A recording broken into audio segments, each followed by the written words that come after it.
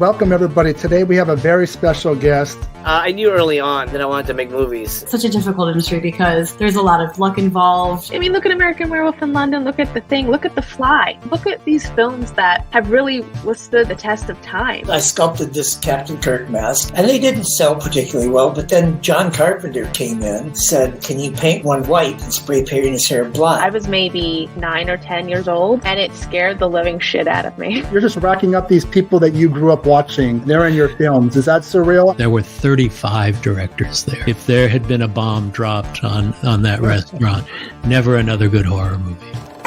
Bene's Bloody Bits.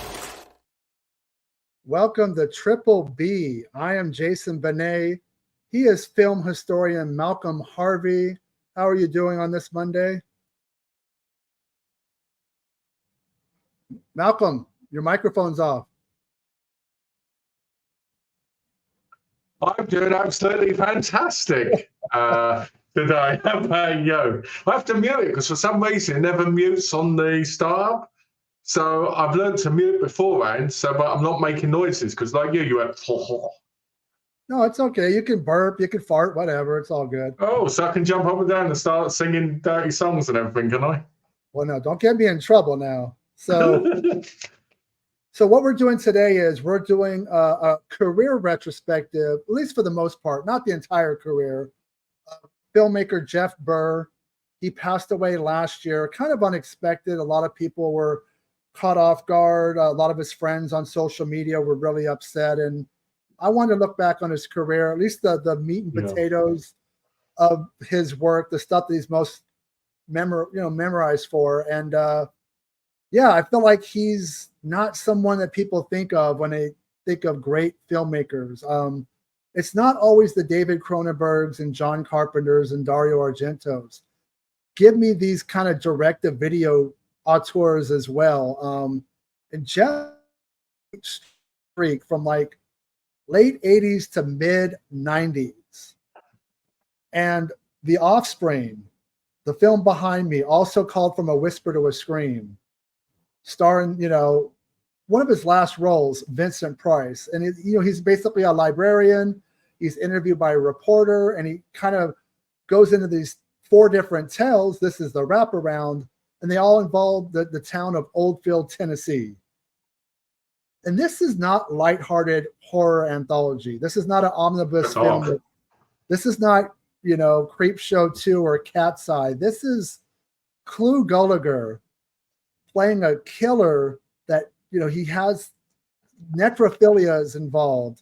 And this baby comes back, like a zombie baby comes back and is looking for daddy and stuff. And it's just, it's a twisted tale. You also have these, Civil War era tale with these kids that are like, ripping, soldiers' bodies apart, and something that you really can't do today. Kids involved with severed limbs and killing adults, and it's so not politically correct, and it's ahead of its time. And there's also a tale of a guy that works at a carnival, and he's a glass eater, but he can eat, glass and nuts and bolts, and he kind of falls for a girl at the carnival, and he tries to leave. And well, the lady that gives him his powers is like, you're not going anywhere.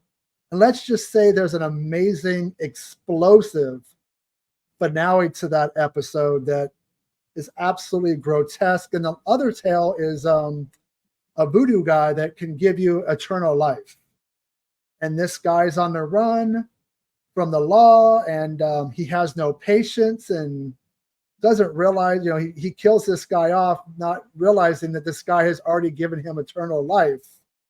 And let's just say there's a very macabre ending, and this guy's going to be in pain forever. But what are your thoughts on From a Whisper to a Scream? What do you think? Well, I think it's really good. I think it's a good anthology.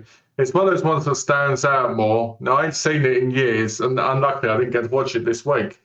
But from what I do remember of it, each story has such a good end twist. But you kind of just feel like it's up like a higher tier than most of them. You know, and having like Vincent Price as the wraparound as well makes you think of the older times where he was like the lead, like having a real legend there. You know what I mean? A bit like when Severin released Theatre Macabre, you know, that in the box set, and the only reason most people watched it was because he was on the front of it. Yeah, well, it's a good film. You know, really good, and I'd recommend it to a lot of people. And I love the cover as well with the head. And it's a completely different time because just look at all the actors that are older. You would get these younger people if this movie was made today. You got Clu Gallagher, Vincent Price, Cameron Mitchell, Martine Beswick, and I honestly rank it right behind my number one anthology of all time is Creepshow, followed by Tales from the Hood. I actually rank From a Whisper to Scream number 3. It plays like the old school horror anthologies, but it's with an 80s slant. Very violent, gory, a lot of taboo subject matter going on in this film. It's really well done. The Blu-ray is available from Scream Factory. I want to say that I can see Vinegar Syndrome doing a 4K of this in the future, especially because it's an MGM title. Well, I'll say this. I think you missed, when you said your favorite is Creepshow, you meant number 3. We will not talk about that cinematic fart blower, but yes, please go check out The Offspring. But it's mostly known by From a Whisper to a Scream on home video. But that was a very strong movie to open his career with. So now he kind of gets typecast as kind of like the direct-to-video guy. So we're going to like swing over into Stepfather 2.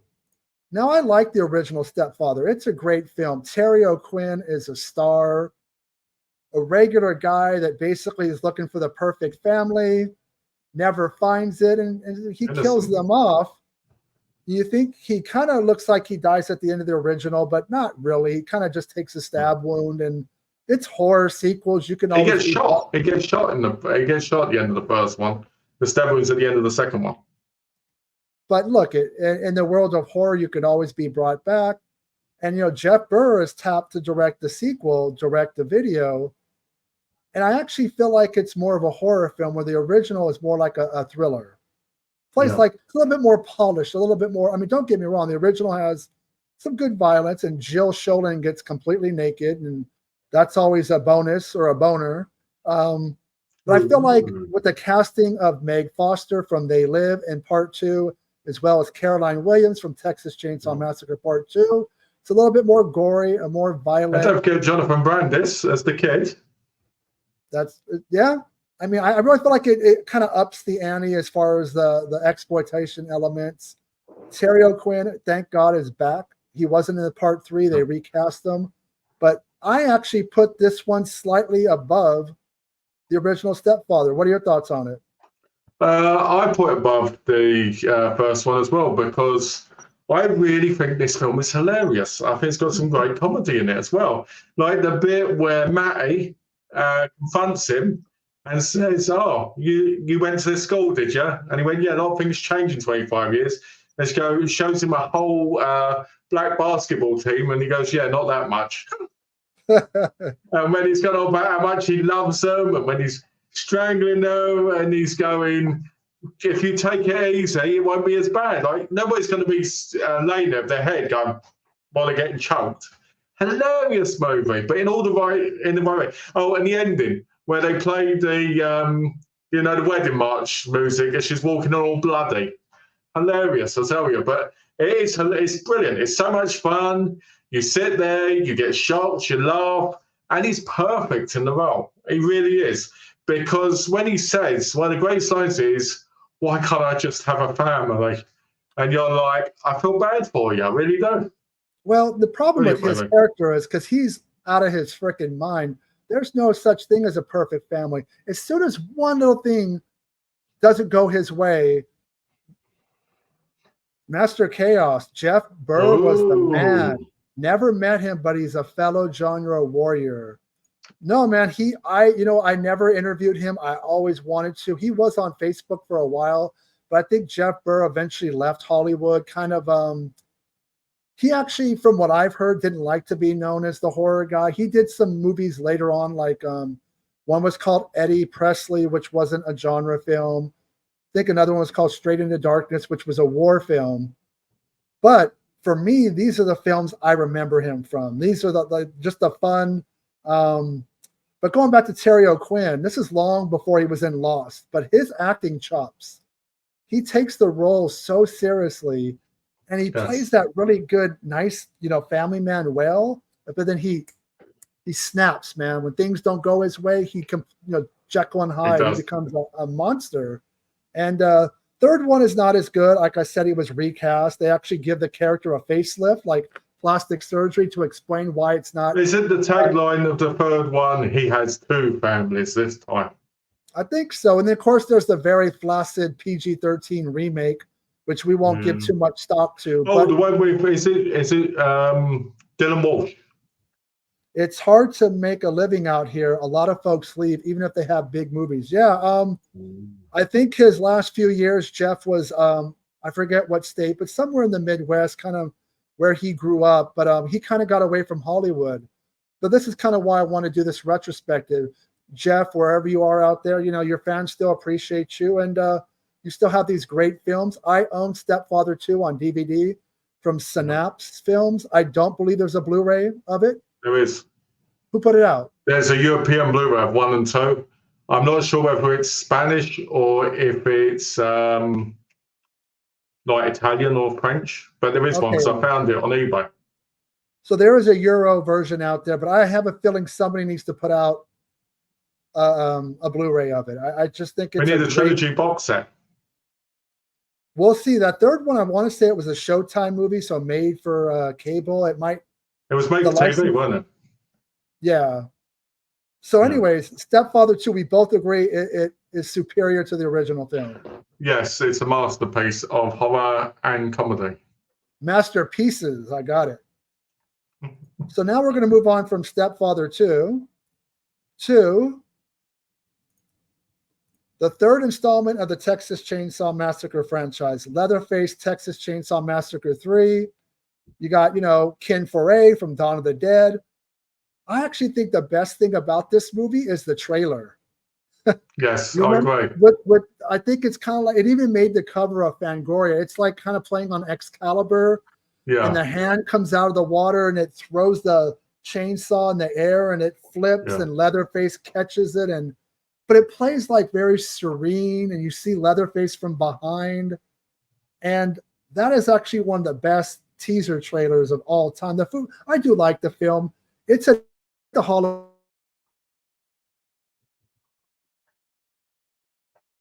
franchise.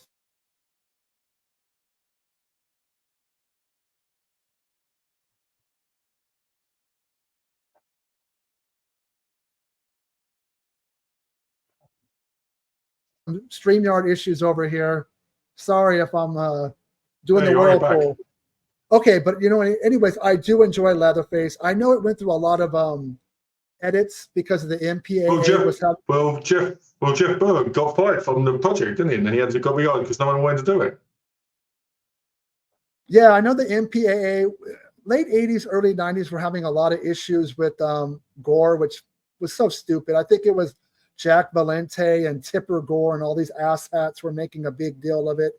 I know that David Shaw was the writer on it, but I think it's a solid film. It's definitely better than the one that comes after this, The Next Generation. Number 4 is better. It's got my mum in it, so it's better. My buddies William Butler and Kate Hodge and Ken Foray make Leatherface very special for me. Oh. In a pre-pro on a new film, a found footage film, so I have to jump off. See you, boys. Okay, Master Chaos. We need to come back with Malcolm and I and talk about this new film because you left us this tease. Yeah, definitely. You didn't talk to us about it. But where do you? What's your thoughts on the third Leatherface film? I think it's a very hollow film. I think it's I think it's hard to fully take it as a Texas Chainsaw Massacre film because it doesn't feel like at any time it's really in the, Texas. I will say, I don't know if you know this, and because I could be wrong, but it looked like the gas station was the same as used in, however showed that? The Dan Carradine horror movie we talked about, Dan Peacock's one. It looked like the same area. Kind of like out in the middle of nowhere, right? Like in the middle of... yeah, because it looked the same, like the backgrounds and that, it looked the same. So I'm not sure if that's a bit of trivia. I don't know that for sure, but I do enjoy this film. It's I need to watch it and buy it and really kind of take a deep dive, because after the third film, I kind of they're hit or miss for me. Some of them I liked. I wasn't so much in the Platinum Dunes remake and prequel, so I actually have a little bit more respect for this one. Yeah. It's not as camp as 2, and it's not as bad as The Next Generation. I find that one to be awful. I know some people like it. I just can't get into that one. And Four's the best because I've got an emotional connection to it because it stars my mum. And I want to say that this is on Blu-ray. I don't know if it was. It is on Blu-ray. It is on Blu-ray. Was it Warner Brother Archive that put it out? I believe so, yes. I feel like it needs a more bigger release, bells and whistles, slipcover edition. It needs a Vinegar Syndrome release. I'm trying to remember who played Leatherface in this one. Was it R.A. McKelloff? Yeah, it was something like that. And that's what his name was like, R.A. or R.B. McKelloff. He's a character. I used to always see him at the convention scene. He'd have a table and stuff, and he was definitely an odd fellow. But no, I'm going to be honest. I think the mask in this isn't that great either, and I think Leatherface is too simple in this. When I say simple, I mean he just sits at the table with them, with the chainsaw on the table, and that. It doesn't seem as deranged as he does in other movies. He doesn't seem to get slapped around or anything. They have to reinforce the Saw is family, so I'm just going to sit here at the table hanging out with my chainsaw. No, it's. And the other thing is, he's holding everybody and hurting them. Like when he sticks the other guy's hand in the oven, and you're like, why do they keep putting so many different members in this family in every bloody film? The family, it gets bigger. I definitely think it's a step, not a huge step down, but a small step down from Stepfather 2, but still a high quality. Look, if we could get a straight to video release like this now, it won't happen. That's the thing, is we were very spoiled in that era. Even direct-to-video films had a quality, a production value. Felt like the people cared about it. It wasn't product, it wasn't content. So yes, it's not the greatest film ever, but I still feel like it's elevated to what we get now. Well, I'll be honest with you, because what you just said, even though I don't think it's the best, it's still a lot more watchable than a lot of TV movies that were, and a lot of movies that were made now, horror-wise. It has a little bit more going for it. And it does have a decent cast. I mean, Viggo Mortensen's incredible in it. So we go now to Pumpkinhead 2, Bloodwing. So the original Pumpkinhead is actually a very fucking good film. It's Stan Winston, makeup artist turned director, and people talk about Savini going from, makeup effects to directing the remake of Night of the Living Dead. I don't think it's that good. Pumpkinhead, for a makeup artist and a first-time director, he just knocks it out of the park. The design work is great. It's a bigger film. It has a better, budget. 2 is still cool. I mean, the monster looks different. Pumpkinhead is in the sequel is K&B Effects does it. It made me think, looking at him, so it's Kane here, but looking at him in this Pumpkinhead made me think of Creature from the Black Lagoon. Did he look smaller to you? Like he was giant in the first film. Did he look a little bit shorter in this one? He looked smaller and he looked more rubbery. Yeah, I mean, K&B Effects, they're legends. They did the work on Pumpkinhead. Also, the witch looks a little bit different. I want to say they recast. It doesn't look like the same lady from the first film. No. But it does have Amy Dolenz from Ticks, and she's always, I always like watching her in films, especially around this time. And Hill Harper. It stars Hill Harper. and George, not George, Bill Clinton's brother, George Clinton. Oh, So yeah, at the time, President of the United States, his brother had a small role in this, and it's definitely more camp. It suffers from a lower budget, and Pumpkinhead doesn't look as good. But also Linnea Quigley pops up into it. It's in the next scene. It's a fun. Of course she is. If Well, there's a I want movie, to know is this. Can we have this debate quickly? Right. So early on in a movie, they were extremely tiny and barely stood out. In this movie, they're like humongous. Did she have a job done? I don't think so, because she's still small-breasted now. I know of that time you have Michelle Bauer, Linnea Quigley, and Brink Stevens. Yeah. I think the only one that had breast augmentation was Michelle Bauer. Because if you look at early roles or even the adult films that she did as P.S. Snow, they were smaller. And then like toward the late 80s, Hollywood Chainsaw Hookers and stuff like that, they're bigger. I think Brink and Linnea didn't do it. Just let's ask, is Linnea Quigley's breasts, they look a lot bigger in this? Maybe it was someone else from behind. I know Return of the Living Dead, when she played Trash, and she did, pretty much everything. But I could be wrong. I don't think she had anything done. But hey, they know what they're doing. If you're going to make a movie like this, give us gore and some nudity, and it gives us something to talk about. Can you imagine if you pull that out of these movies? Then you're just bored. Then you might as well be making a 1950s Creature from the Black Lagoon film, right? Where you have a creature. There's plenty of sex in that. When he's underwater with her. Oh, that's what that noise is. I would put Pumpkinhead 2 on the same level as Chainsaw 3. I still think Stepfather 2, and of course The Offspring is way up here. But I still think it's a fun, entertaining film. I know that Scream Factory had done a Blu-ray of it. I want to say it's out of print. Part 2. I think it is. I own part 2. A Films recently released it in the UK. And I could see Scream Factory doing an upgrade to 4K like they do with everything, or do a steel book or something. I did make the mistake of not buying that Blu-ray. I would pick it up if it gets a re-release, or worst case scenario, go, pick up 88 Films. Well, they released the first one, didn't they, on 4K recently? So maybe they will do the second one. So I do give, Pumpkinhead 2 a slight thumbs up. It definitely is a middle of the road kind of film. It's not, Let me just ask this quickly. Have you seen 3 and 4? Or you mean, they were like straight to Sci-Fi Channel. Yeah, because Lance Henriksen in as well again. And I think they were released on DVD, but never anything past that. I don't remember them being good. I want to say they were shot back to back for Sci-Fi Channel. They're very amateur shot, apparently. Probably why, because of the Sci-Fi Channel. Linnea's boobs look bigger than in Savage Street. So maybe she did. Thank you, Hansi Muller. But then wasn't Savage Streets made like 10 years prior to this? Yeah, that was like what, early to mid 80s, Savage Street? She was quite young in that. Yeah. And anyway, if you were looking at her breasts in that, you missed the best scene, then the blur in the bathtub. Now we're going to go, still in the direct-to-video realm, but we're going to go into Charles Band's Full Moon universe. I will just be straightforward.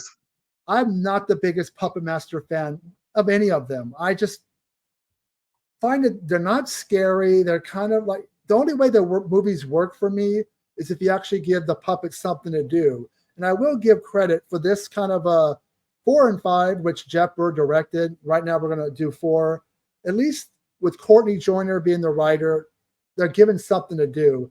But to me, I'm more of an Empire fan when it comes to Charles Band, and not so much the Full Moon stuff, especially the Ginger Dead Man and fucking Evil Bong. But at least this is early to mid 90s, and it's still kind of riding the coattails of the Empire stuff in the late 80s. Still, I think the quality is better.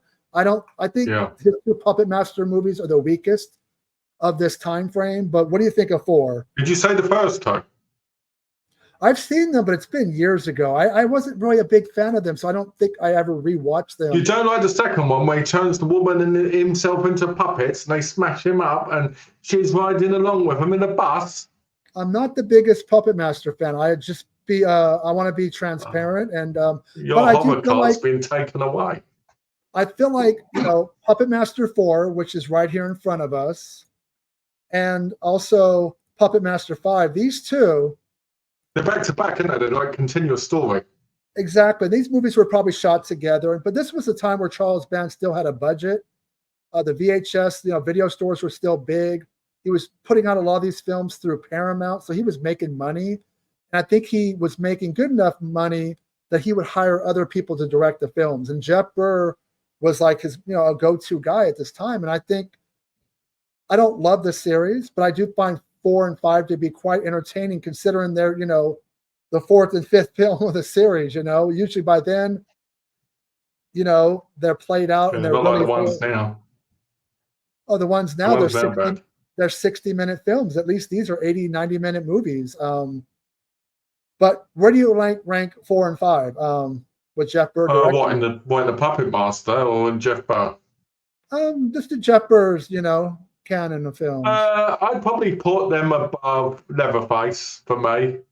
But I would say Stepfather and Pumpkinhead 2 are at the same, and I would obviously put, Offspring at number 1. I do remember watching this, and they were a lot of fun. The whole alien toys against the puppets, and it was a lot of fun, And I didn't like the lead guy in it, though. The lead guy in it bored me senseless. Yeah, I feel like Charles Band has a fetish for these toy films. Ooga Booga and all this stuff. And I know recently that's one, but we need to talk about Ooga Booga. It's actually one of the better of the last 20 years. I mean, it's not saying a lot, but Ooga Booga is actually very offensive and totally would piss off the. We should do a whole offensive toy horror movies video. Okay, so you're with me. This is probably the weakest 2 films of this era for Jeff Burr. Yeah. Well, they're fun, but they're not great. They're quite unmemorable, really. This is my number 2 film. Night of the Scarecrow, not to be confused with the 80s film Dark Night of the Scarecrow with Larry Drake.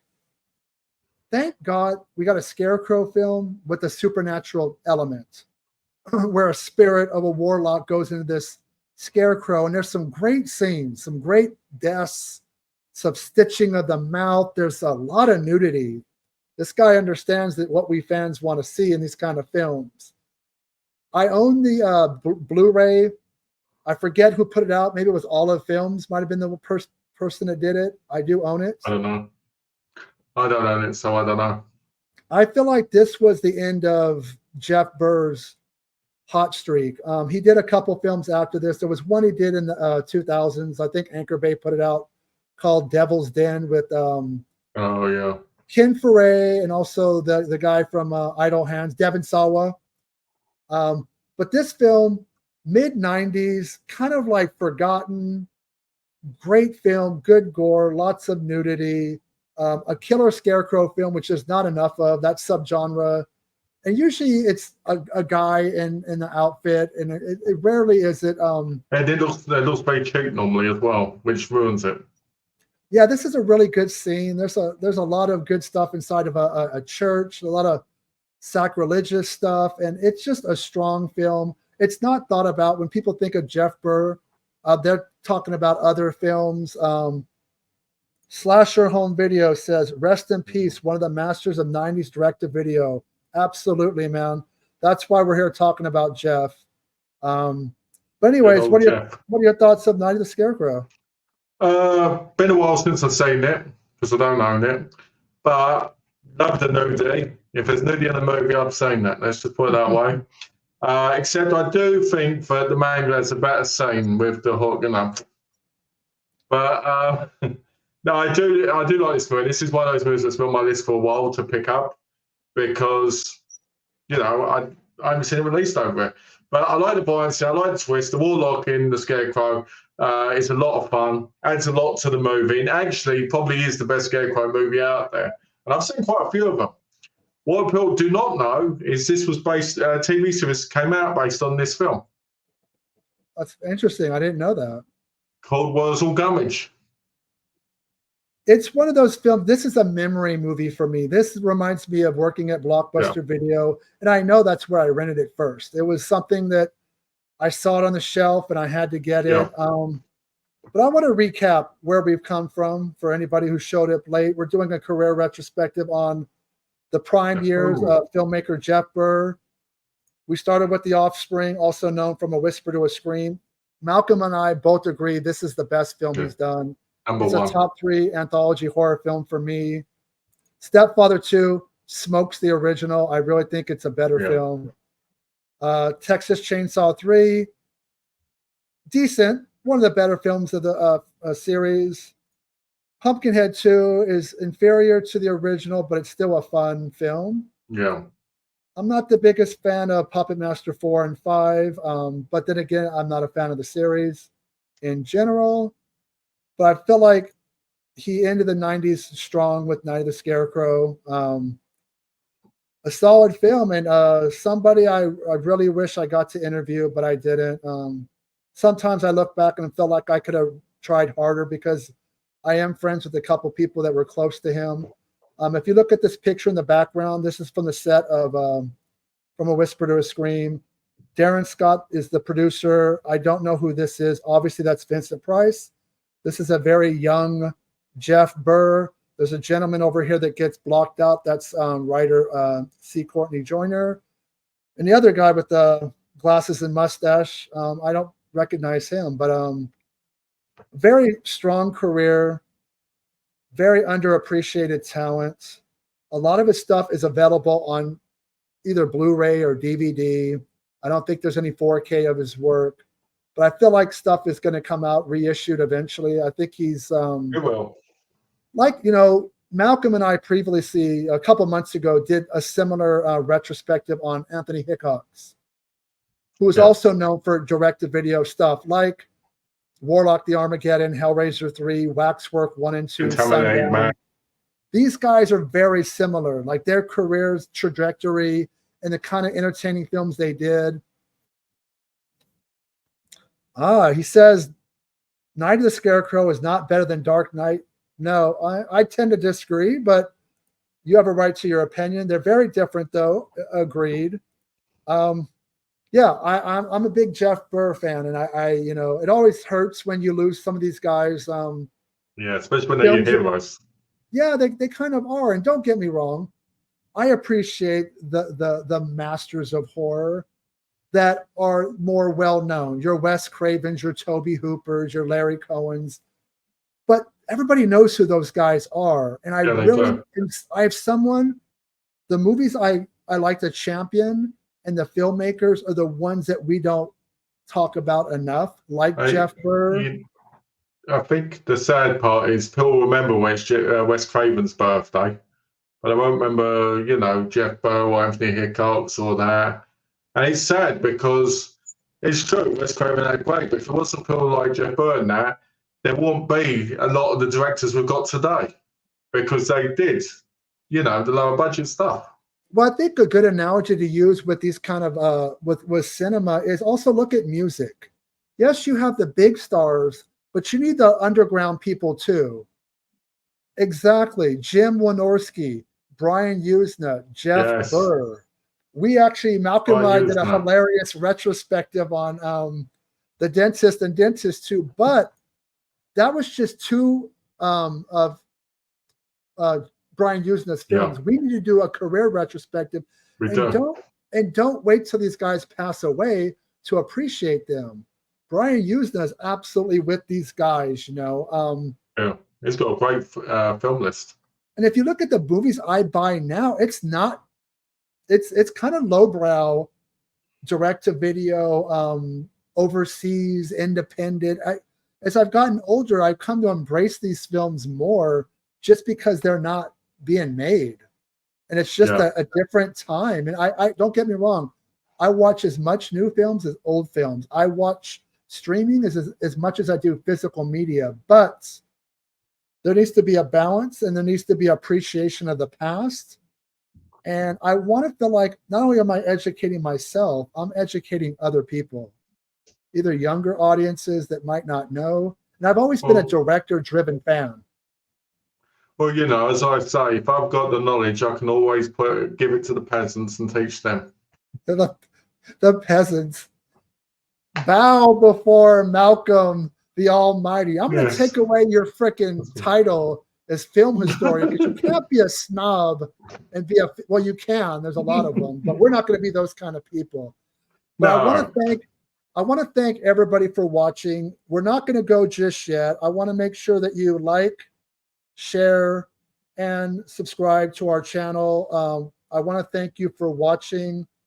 There recently has been an uptick in viewers and subscribers, and I appreciate it. I want people to realize that this is an open forum. I really want people to comment more. I'm never going to roast you or put you on the spot. Malcolm and I are fans just like you, so don't feel shy about coming in to talk. We want to integrate people into the conversation. Joe Bagos is a current director who needs more props. One of my favorite working directors. Well, the last movie I watched by him was that Christmas movie, and it was fucking awful. That thing that was on Shudder, all they did was cuss for like 30 minutes. Him and this girl, the lead guy and the lead girl. And I love my curse words, but holy crap. You know who needs their props? Andrew Jones. Oh, yeah. We'll leave that for another time. But Malcolm and I will be back next week, not on Monday, our usual day, but we're going to be back on Tuesday, October 1st at 9 o'clock in the morning Pacific time to talk about the killer lineup coming for Vinegar Syndrome. Nice. I'm going to forego a little bit of sleep. And as soon as I'm done with that fucking video, I'm crashing and burning. But October is going to be huge. And I have a feeling the partner labels are going to put out some FOMO 1000 slipcover release, something from Shudder. And I'm not going to want to miss out. Bro, I love Christmas, Bloody Christmas. The robot at the end made up for all the bad dialogue for me. I never made it that far, man. But I'm glad. Yeah, it was Christmas, Bloody Christmas was the film. But yes, Vinegar Syndrome, tease the banner. I will briefly say I guessed the banner and the two VSAs. I think one of them is going to be Monster High from Trauma Films, but I will leave that discussion for next week. What do you want to leave with talking about Jeff Burr and Vinegar Syndrome next week? Okay, well, first of all, I'm going to say Jeff Burr did a lot more than just horror. He did films like Spoiler and that. And I think if you really want to appreciate a director more than just like a focus like we are doing, you know, on the horror, then definitely check out his other titles as well, because he did some fairly decent ones. As for Vinegar Syndrome, I'm looking forward to seeing what they release. There's got to be a couple of Shudder ones for October. There's got to be. Because I feel so bad for you lately because you're up early for them and they're never there. But there's still that FOMO. But you know what? It's better to... I don't want to wake up 3 hours after the sale and do it. So I want to be there live. And so please join in. We're going to talk about Vinegar Syndrome on Tuesday, October 1st. Halloween is officially in effect. At that point, you're 30 days away. Thank you guys for watching. Thank you for commenting. And we'll be back next week. And stay scared. Later. Thanks, guys. Take care.